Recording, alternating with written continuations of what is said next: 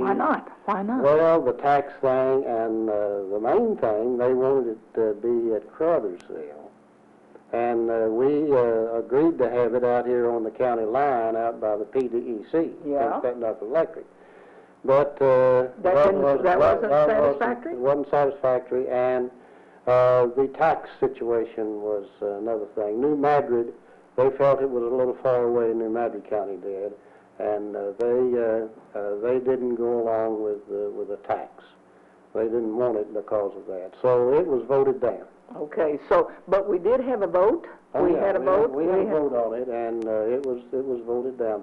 Dunklin County, it carried in a big way in Dunklin County, but it didn't carry in Pemiscott, or it didn't carry in New Madrid County. Now tell me what a group of men do who have worked on something like that and really put their heart into it and wanted a junior college to go, and then when it's put to a vote, it's defeated. What do you, is that not a big letdown? It was a big letdown because we spent many hours. The chamber did, and I did, and the committee did, trying to get this thing through.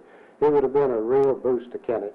The school here wanted it, and most of the schools in Dunklin County wanted it. But the reason we had to go to other counties because of the tax situation. Mm-hmm. It would have been so high for one county, and we thought bringing the other counties in would bring more enrollment to the junior college. Oh, well, tell me what sort of a year. Now, you're a banker. That's been most of your work since you've been in the Kennett area? I was discharged from the Air Force, and I started working at the Cotton Exchange Bank in 1946. I thought it would be for a short time. 45 years later, I retired. I remember about the retirement. So you're not one to fly from job to job, were you? Well, no, I kind of liked it, and the people seemed to like me, and it was good and cool in there. It was a lot better than chopping and picking cotton. So I decided that was the place for me. So I started at the bottom and gradually climbed the ladder. All right. Now, as a banker, talk to me about the economic situation here in Dunklin County. Well, particularly in the year 1967. Okay. What was it like? 1967 was a very wet year. I think it rained every other day during the planting season, which was in May. Mm-hmm. And a lot of the farmers didn't get planting, their cotton planting, and we just didn't have a good year that year. It was a very poor year, farm-wise. So the farmers they had debts and they couldn't pay them, so we had a meeting and we carried them over. And most banks that was something you had to do. We had to carry them over, yes. So it took the farmers about 3 years to get out of 1967, 3 crop years to get out of that. But they come back, and they come back good when they did. Okay, now what about industries? Emerson was here, was it not? Emerson was here, yes. We were constantly working on getting industry to Kennett. The Unioil, which is now Parker Hannibal, we were working on that, but it didn't materialize in '67. It come later. Well, Joe, how do you work? How do you, as president? Of course, you were president in '67, and you said you're beginning to work. What did the chamber? What was the chamber's part in? The chamber was constantly writing letters, calling, sending information to all the companies, or to anyone that would be interested in located in Kennett. We were boosting Kennett, you might say, all the time. And Randall worked hard on it, and we had the industrial committee, and of course they worked hard on it. So we were constantly trying to... And do you have a lot of big disappointments in do you remember anything that you thought might be going to come here that didn't materialize? Not offhand, I don't. But I know we send out tons and tons of information about Kennett and the surrounding area and the good workforce here and so forth. But well, if we'd have got the junior college, we could have had more industry here in Kennett. You think that's a big factor? I think that's a very big factor because these big companies, they like to see the education part of it, because the families move here, some of them do, from out of town, and they want a good education for their children.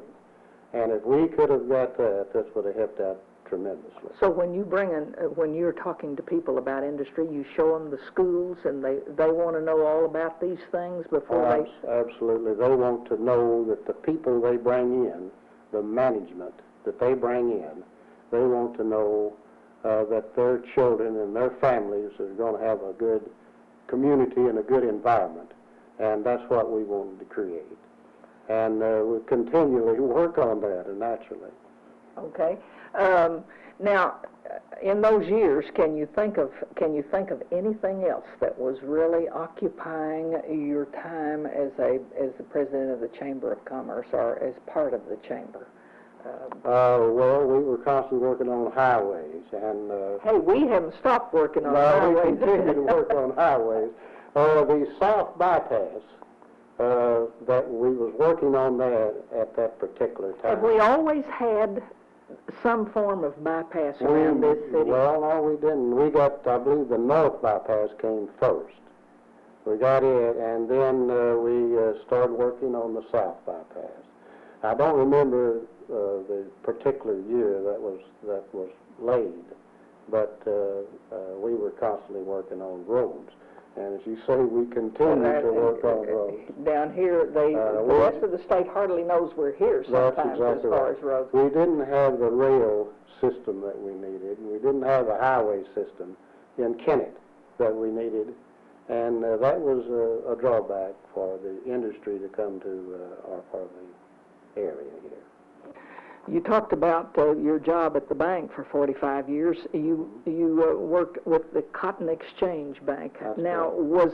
Cotton was king. Cotton was king then, and it continues to be king. Mm-hmm. We have a type of soil in Dunklin County, in this particular area, that produces cotton well.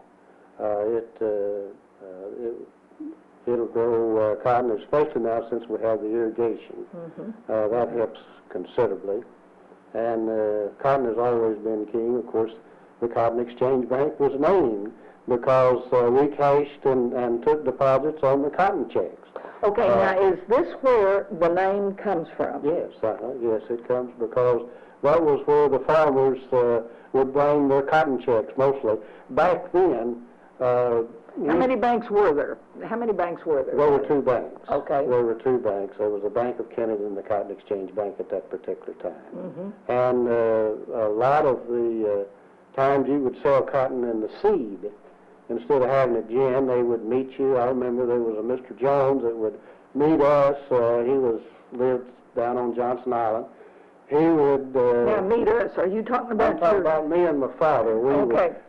Now, this was before 67. This was when my child. All right. Give me a year.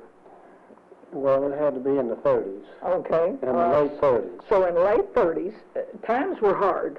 Times were very hard. Yes, the country was in a depression. We always had plenty to eat, but you had to work if you were going to eat. And everybody worked.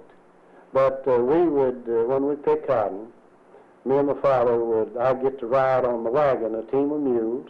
We'd come to Robert's Gin down here, and a lot of times one of the buyers would... Now, where is the area? Where is Robert's Gin area? The old Vandiver Gin. I think he bought it later on. Okay. South of town. It's all been destroyed now. Okay. But he would come and get up on the wagon, and he would pull the cotton. And he said, well, I'll just buy it, and I don't recall how much a pound, but he bought it in the seed. So what we'd do, we'd go to the gin, and they would unload the cotton. You go right then to the office and pick up your check. Joe, you and I have seen a lot of changes since the 30s. That's right. And you've retired, and we've retired. What do you anticipate? What do you see? Look in your crystal ball and make a prediction. Well, I think Kennett will continue to grow. We have a very good land, very fertile land for crop production, and we have some good people here, and we have some good workers here. So I think when the industry looks at that and looks at all the assets that Kennett has to offer them, I feel like that we will obtain more industry as time goes on, and I feel like Kennett will grow, and especially as we get the 4-lane from I-55 over to Kennett, that's going to help us tremendously. All right, you have words of wisdom from Joe Ford. He was president of this Kennett Chamber of Commerce in 1967 and was promoting Kennett in those years, and you hear him, and he's still promoting Kennett in this 1997 time. That's correct. Joe, thank you for coming out and chatting with us about your experiences with the Chamber. Well, thank you very much. I've enjoyed it. I've enjoyed living in Kennett. I've lived here practically all my life.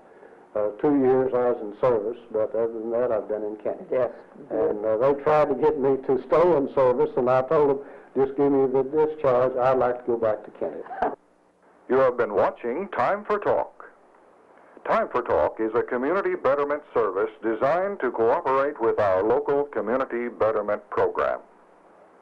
Each evening, Monday through Friday at this time, Rosemary interviews local personalities and others who bring items of interest to this community. If you are aware of items of interest, please let us know for